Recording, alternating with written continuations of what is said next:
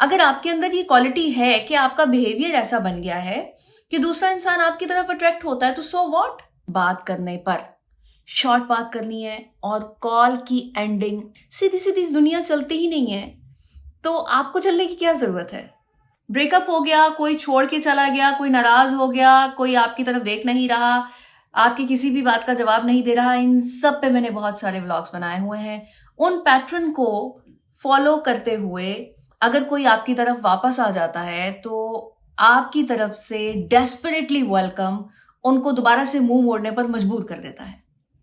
तो वो लोग जिनको ये नहीं पता कि वापस आने वाले को किस तरह से डील करना है, पहले मैसेज या पहली कॉल का जवाब कैसे देना है, या अगर कहीं पहली दफा मुलाकात हो गई है तो किस तरह से उसको अपना बिहेवियर शो करना है कि वो रिटेन रहे, आपके साथ जुड़ा रहे और दोबारा से आपके साथ अलैक सलैक बढ़ सके और रिलेशनशिप एक नई राह पे गामजन हो जाए। सबसे पहले हम ये देख लेते हैं कि हम करते क्या हैं जब भी कोई पहली दफा कॉल करता है वापस आने के बाद या मैसेज करता है। फौरन से हम रिप्लाई करते हैं या फिर ये सोचते हैं कि भाई इसको थोड़ा सा भाव देते हैं, फिर थोड़ी देर बाद बात करेंगे, थोड़ी देर बाद जवाब देंगे, पहली कॉल मिस कर देते हैं। इसी तरह का बिहेवियर होता है ना।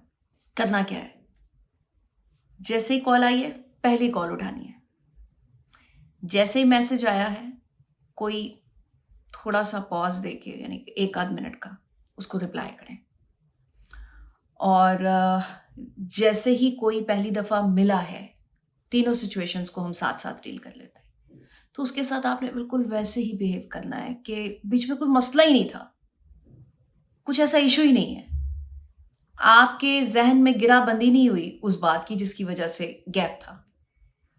कॉल और मैसेज पे ज्यादा फोकस रखते हैं क्योंकि जब कोई आपकी तरफ वापस आ रहा होता है तो वो पहले बेस बनाता है, तो आजकल बेस फोन पे ही बन जाती है। ये नहीं होता कि डायरेक्ट कहीं मुलाकात हो रही है, बहुत शाज़ नादिर ही ऐसा होता है कि कहीं इत्तेफाक से मुलाकात हो गई है। मुलाकात को मैं जल्दी से वाइंड अप कर देती हूँ। मुलाकात में आपने थोड़ी सी सलाम दुआ करने के बाद मुंह उधर कर लेना है, बस दूसरों के साथ एंगेज, बस इतना। फोन कॉल और मैसेज ज्यादा इंपॉर्टेंट होते हैं। अब जब आपने कॉल पे बात करनी है ना, उस चीज पे बिल्कुल भी तवज्जो नहीं देनी जिसकी बेस पे आप लोग अलहदा हुए थे। कंप्लेन नहीं करनी, गिला शिकवा बिल्कुल भी नहीं। इतने अरसे बाद कॉल की, कहाँ थे, क्यों नहीं मुझसे कांटेक्ट किया, ये सारी बातें नहीं करनी है। शॉर्ट बात करनी है। वो आपसे हाल चाल 2 लाइनों का पूछ रहा है तो आपने खुद देखना है, उसमें से सिर्फ कोई 20-30% वर्डिंग होनी चाहिए आपकी, बस दैट्स इट। हूँ हाँ ऐसा। लेकिन उसको ये गेस्चर नहीं जाना चाहिए आपकी शॉर्ट वर्डिंग से कि कहीं आपके जहन में कोई बात है, आपको नाराज है। भरपूर तरीके से आपने जवाब देना, उसमें आपने एक नॉर्मेलिटी का एलिमेंट दिखाना है, ना ज्यादा एक्साइटमेंट, ना रोना पिटना और ना ही गिला शिकवा। कॉल पे भी आपने पहली दफा बात करने पर शॉर्ट बात करनी है और कॉल की एंडिंग आपसे होनी चाहिए। कॉल का या मैसेज का जब वाइंड अप करना है, आपने 2-3 मैसेजेस में आपने हालचाल पूछ लिया, तो फिर आपने लास्ट मैसेज करना है कि इंशाल्लाह कल फिर बात होगी, बस। इससे होगा क्या, एक तो दूसरे इंसान को उम्मीद रहेगी कि ये मुझसे बात करेगी या करेगा, और ह्यूमन साइकी है कि किसी चीज का इंतजार अगर आप किसी के जहन में डाल दें तो वो सोचता है कि भाई कल फिर बात होगी, तो आपने उसके दिमाग में एक बीज बो दिया दोबारा बात करने वाला।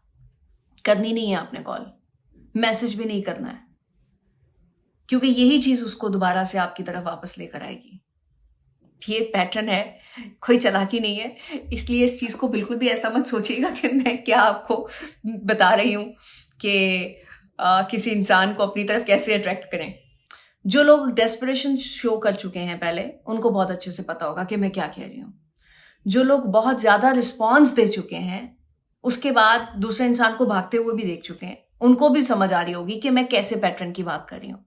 सीधी सीधी इस दुनिया चलती ही नहीं है, तो आपको चलने की क्या जरूरत है। अच्छा सीधा सीधा लोगों को पसंद नहीं है, लोगों को बिल्कुल इस तरह के ट्रिक्स ही अच्छे लगते हैं।